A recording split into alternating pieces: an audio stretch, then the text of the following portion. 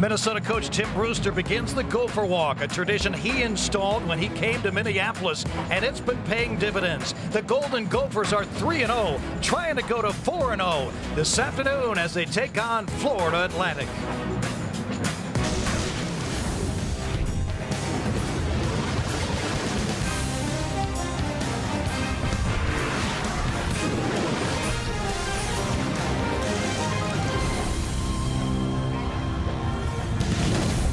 Welcome to the Metrodome in Minneapolis for Big Ten football on the Big Ten Network. Minnesota, after 1-11 last year, tries to stay unbeaten as they take on Howard Schnellenberger's Florida Atlantic Owls, coming in at 1-2. Hi, everybody. Mike Crispino along with Anthony Herron. It will be revenge and maybe a rematch and revenge for the Golden Gophers, who were beaten last year by Florida Atlantic. This team, Minnesota, last year gave up 30 points 10 different times. The offense had to play catch-up in shootouts every week. This year, the defense improved, and the offense playing better and taking less chances. Taking less chances, and the reason they've taken less chances is because quarterback Adam Weber has taken the next step in this spread coast offense. You see, there are no interceptions so far this season. He had 7 through 3 games last year. Does an excellent job of getting to the line of scrimmage and surveying the field, and his main weapon is going to be Eric Decker. These guys are like Butch and Sundance. Every time there's a big moment in the game, Eric Decker is going to be the man that makes the play for the Gophers. 3 touchdown passes caught by Decker. He ran for 1 as well. Howard Schnellenberger at Florida Atlantic in his 8th season. They won a bowl game last year, beat Memphis in the New Orleans Bowl, and they beat this team, Minnesota. They're led by the player of the year in the Sun Belt, Rusty Smith, their quarterback. Yeah, and Rusty Smith, he really had his breakout game against Minnesota last year. Lit this team up for 463 yards and 5 touchdowns. Rusty Smith has to have a big game today because he struggled up to this point in the season. 32 touchdown passes, a school record last year for Florida Atlantic and Rusty Smith. When the ball's on the ground for Minnesota, it's running back by committee. We'll have more on that. Janine Ford tells us who'll be carrying it for the Golden Gophers as they take on Florida Atlantic next on the Big Ten Network. Let's take a look now at today's Cargill's passing combination. The dynamic duo, Adam Weber, Eric Decker. You see the numbers they're putting up. Continue to break record after record. 25 receptions already, nearly 70% completion so far for Adam Weber. These guys, they make up such a great combination, and the fact that they're able to lead their captains, I mean, it's been a great thing so far for Tim Brewster to be able to bring these guys to the next level in their spread coast offense. Now, Florida Atlantic's Owls 1-2 opened against Texas, lost 52-10, and were shut out last week at Michigan State in that monsoon. And Howard Schnellenberger, at age 74, continues to do what he does best: rebuild programs. Miami, Louisville, and now Florida Atlantic in their 8th year. They won a bowl game last year. He's done it over and over again at every program he's been at. I mean, Howard Schnellenberger, he's got that reputation now as the program builder, and he lives up to it everywhere he goes. Well, he was a former assistant with Bear Bryant in the 60s. They won 3 national championships in the early 60s. Then he coached as a head coach the national championship with Miami in '83. And the kickoff coming. Florida Atlantic will receive, and it's the Ivory Edgecombe taking it inside his 10, and he is hit hard at the 20-yard line. Taken down by number 32, Nathan Triplett, the linebacker for Minnesota, and that's where the Owls will start on offense. Rusty Smith, the redshirt junior, 6'5", 230. We mentioned he had 5 touchdown passes against Minnesota last year down in Miami. And they really love Rusty Smith as a quarterback. I mean, the numbers last week against Michigan State, he was 8 out of 34 in that monsoon, but they really feel like this guy's got all kinds of potential to continue to improve. Well, he has Charles Pierre set to the right, the senior running back. 2 wideouts to the left as Smith takes the snap and hands to Pierre, running left, and he is crushed for a loss of about 2 by this Minnesota defense, restructured, and Tremaine Brock, the junior college transfer, number 1, was in on it, as Minnesota has improved their defense dramatically this season.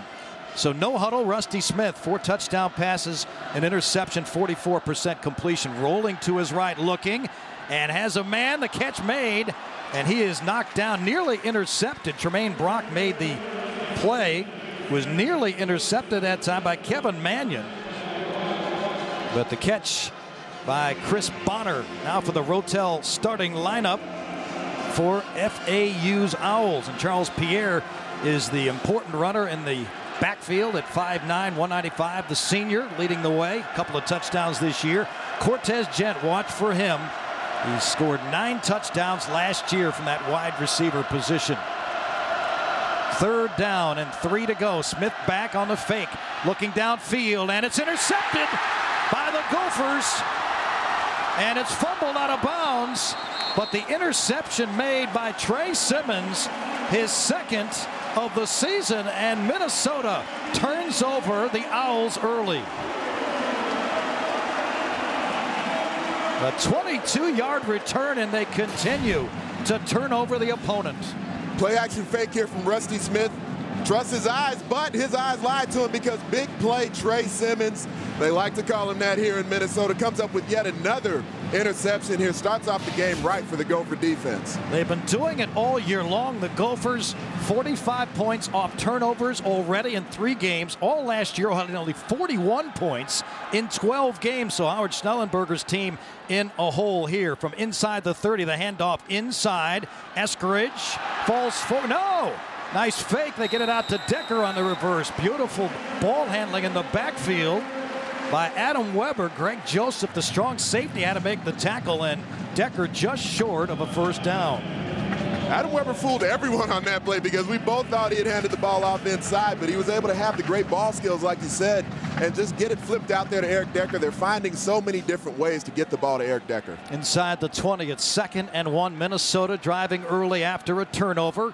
3 wide outs to the near side of the field. Now Decker in motion. And they hand it off to Eskridge inside, breaks a tackle, and inside the 10, and Greg Joseph prevented a touchdown for the Owls on the Eskridge carry. The Rotel offensive line. Here's what we were talking about for Minnesota. 3 players, redshirt freshmen, starting for this team.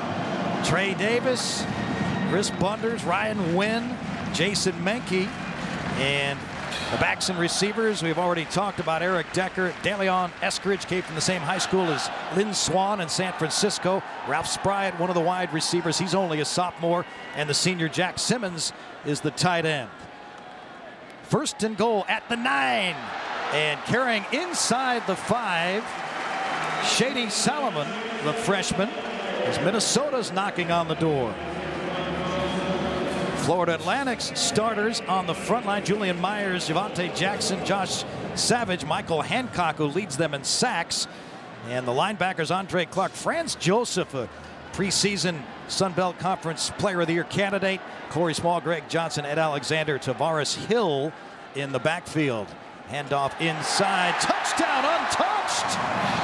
Shady Solomon, and Minnesota has an early 6-0 lead.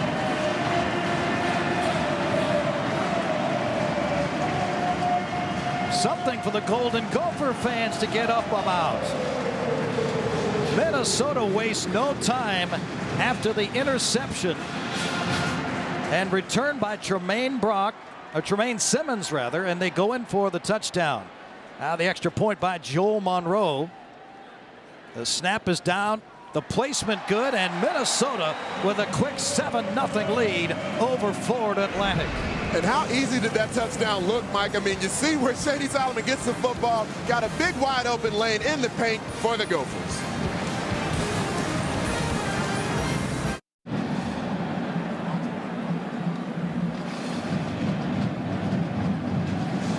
Back here in Minneapolis at the Metrodome, the final year that Minnesota will be playing football indoors. They move to TCF Bank Stadium on campus next year. And here's the kickoff.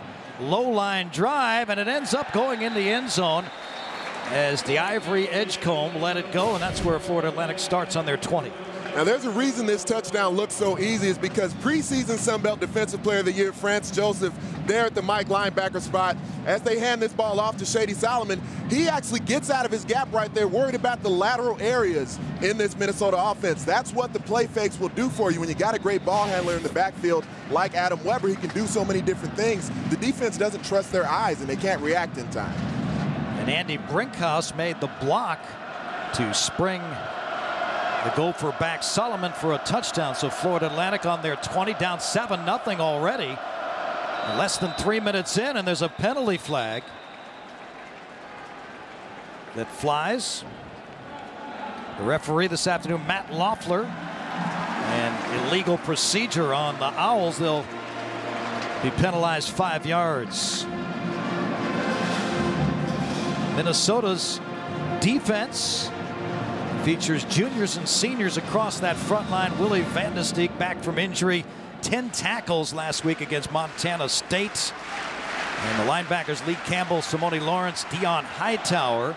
Again, juniors and seniors, so upperclassmen on the defensive side. And another motion move off the left side by Florida Atlantic. Looked like Brandon Jackson raised up, and let's see. Prior to the snap, false start on the offense, number 70. That's a 5-yard penalty, remains first down. Lavoris Williams, the redshirt sophomore, called. And in the secondary, rebuilt almost completely. Marcus Sherrill's a former wide receiver. Tremaine Brock, Trey Simmons, both junior players who were not here last year. So Minnesota had to make changes. They did, and so far it's worked out. On the handoff inside, and very little running room as the Minnesota defense, led by Lee Campbell and Dion Hightower, stuffed the running back. And I understand what Gary Norton's trying to do right now. He's running the football early in the game. It's a little bit out of character for them. I thought they needed to run the ball, but I think at this point, he needs to just put the ball in Rusty Smith's hand and kind of settle this group down a little bit. There's the offensive coordinator, Gary Nord of Florida Atlantic. They put 42 up last year in Miami against Minnesota. Here's Smith firing into the flat, and he throws it low. The Ivory Edgecombe was covered well, and there was nothing happening there, so it's 3rd and 19. And FAU turned the protection there. They brought the running back out to the edge as the fullback, William Rose, went and just cut down the defensive end. When you do that, you've really got to get the ball out of your hands quickly, but Minnesota understands that, and it's allowing them to bring their defensive backs up a little more aggressively. 3rd and 19, deep in Owl territory at their 11-yard line. Shotgun formation. Smith takes the snap, backing away. It's a screen. Out on the left side, William Rose, and he is knocked out of bounds after a short gain. Steve Davis, the captain, the senior linebacker, read that one, and that was a play the Owls used very effectively last year when these two teams played. Yeah, it was a really explosive play for them because they had so many big plays against Minnesota's defense last season, but they weren't throwing the ball and striking downfield. They were very effective in the screen game. Minnesota did a great job snuffing it out there on 3rd down. They call that the jailhouse screen, and it didn't work that time. Nobody broke out. Here's Sherrills standing back near the 50-yard line. The punter, Keegan Peterson, a junior. Peterson gets it off a high kick. Fair catch signaled for at the 45-yard line, and that's where Minnesota will start. The Golden Gophers, after a 43-yard punt, leading 7-0 on the Big Ten Network.